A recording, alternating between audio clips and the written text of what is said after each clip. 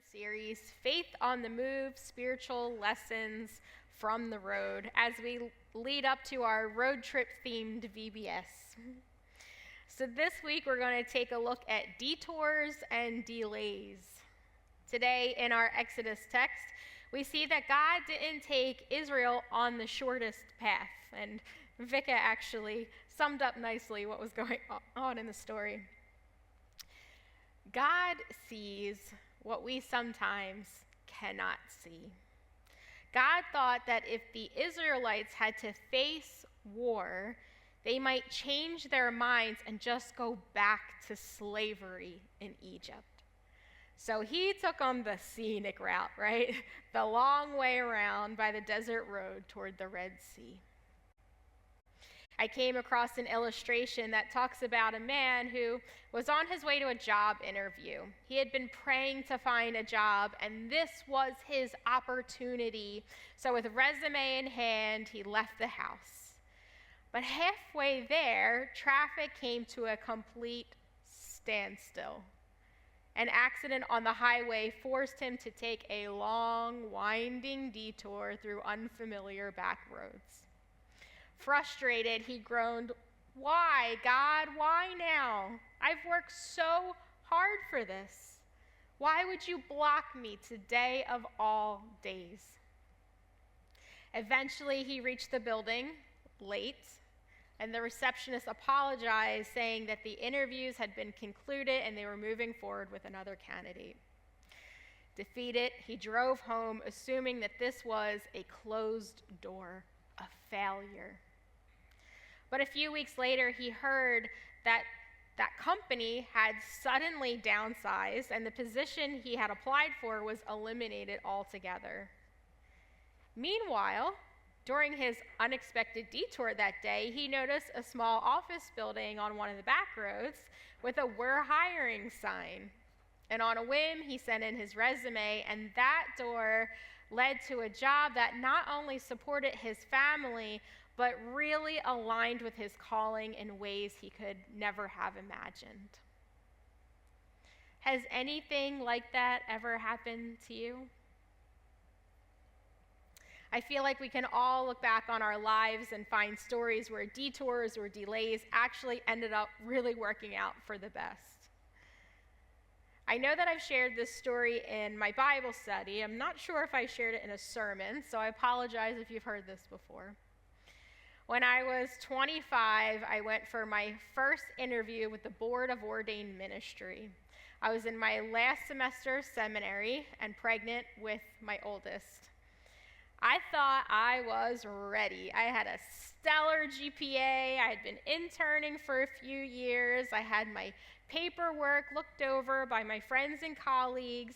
And though nervous, I felt that I was ready for this interview. And then I got the dreaded "not yet." I was devastated. I was angry. I was disappointed. I was ashamed. And I was questioning God, why did you call me to this if I couldn't do it? On the record, I was told I didn't have enough experience. Off the record, I heard other things. Either way, I learned a lot from that experience. And not only did I learn a lot, but in hindsight, it really was a blessing that I got the "not yet." Because if I would have gotten a yes, I would have started full-time ministry as a solo pastor when I was 8 months pregnant. What was I thinking? At 25, pregnant with my first kid, never having been a pastor before, I didn't know how difficult that possibly could have been. As an older, wiser person who has now pastored 4 churches and has an almost teenager, 2 more months, I would strongly advise against this plan. And I think God also strongly advised against that plan for me and put that roadblock in my path. And I'm sure that there are women out there who have done hard things like that in life and succeeded. But for me and my journey, I know that it would not have gone well. starting motherhood and ministry at the same time while dealing with postpartum depression, I don't even want to think about what paths that would have led to. But thanks to my detour, which, again, was devastating in the moment, my life took a different path, also difficult, but one that I managed well.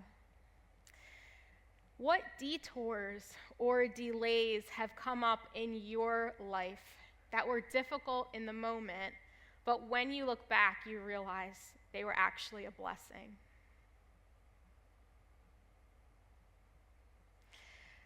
So we have the detours and delays that the universe seemingly puts into play. And then there are the detours and delays that we put our own selves through, right? Sometimes our lives go on paths that go a bit off course, but the beauty of that is we can always return. I was recently reading a devotional, but I need to tell you a story before I tell you about that for it to make sense. So when I was pregnant with my kids, I researched everything they could possibly need, reviews on baby products. I'm sure you just went through this. I became an expert on all things baby. And one ad that kept popping up was the cryogenic cord blood banking. And many of you may be thinking, what in the world is that? So in case you don't know, cord blood is the blood remaining in your baby's umbilical cord after they're born. And this blood is filled with stem cells, which can replace damaged cells with healthier ones. And cord blood banking is the preservation of those cells for future use. So the FDA has approved the use of these cells for the treatment of a whole host of diseases, including certain cancers. I was so intrigued by this, but with a sticker price of around $4,000 to $5,000, it was out of my price range. But in this devotional that I'm currently reading, the author, Alan Cohen, likened this practice to our relationship with God. And he wrote, "This practice bears phenomenal spiritual symbolism. All healing, whether physical, mental, emotional, or spiritual, is based on our return to our original state of being. Your life has a restore point that you can return to for healing. Who you were before you got mixed up in worldly dilemmas remains whole, intact, and able to offer you the healing that less profound methods of correction can achieve. When you pray, when you meditate, when you act in alignment with your innate joy, you carve a path to your restore point. The healing that you seek has not been lost. It's just frozen and waiting to be thawed. Spending time with the divine is a restore point for us. All we have to do is reach out to God.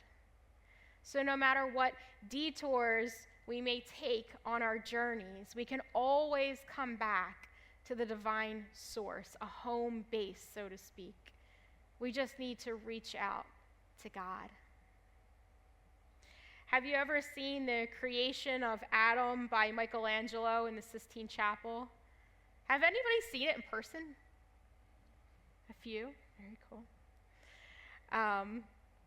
So maybe you've seen it in person, maybe you've just seen a picture of it. It's that famous painting where Adam and God's fingers are almost touching. If you look closely at it, you'll notice that God's hand is reaching for Adam, but Adam's hand is just kind of relaxed, resting, not reaching back. And the gap between them is slight but noticeable. Our relationship with God is up to us. God is always reaching for us. It's up to us to reach back. Connection with God isn't forced, but it's always available. What's also interesting about that painting, excuse me, is what the God figure in the painting is sitting in. Has anyone ever noticed this? People have debated if it's a brain, a heart, a womb. How interesting if it were a womb, just like we talked about earlier, where those nourishing cells come from, the restore point. God is our restore point. When God feels out of reach, what different path could you take to get closer to God? What practices feel like they bring you back to that restore point, the spiritual womb of nourishment? Friends, I invite you, no matter where you may be on this journey, to reach out. Whether you're in a season of detour or delay that might be God's doing, like the Israelites going the long way around, or you're on a detour of your own, reach out. Touch back to home base. It'll bring you a sense of peace and life-giving nourishment. Glory be to God. Amen.